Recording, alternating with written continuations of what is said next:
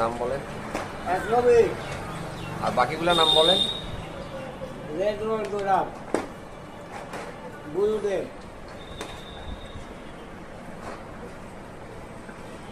হইল না তো, আরো দেখান।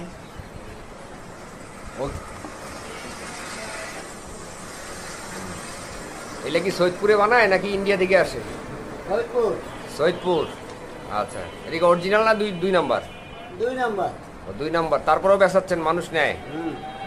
আচ্ছা, কম দাম। ও, তা আপনি সত্য কথা বললেন, এই জন্য আপনাকে অসংখ্য ধন্যবাদ। হোক, তা আপনি বিহারি ভাষায় কিছু বলেন, সৈয়দপুরের ভাষায়।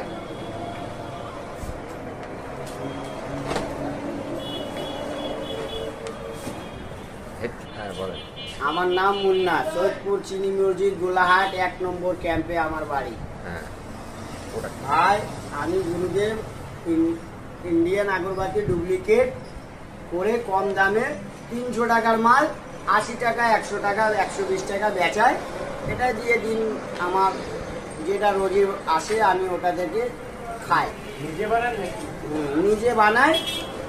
আর আমার এটাই হলো কর্ম ভাই।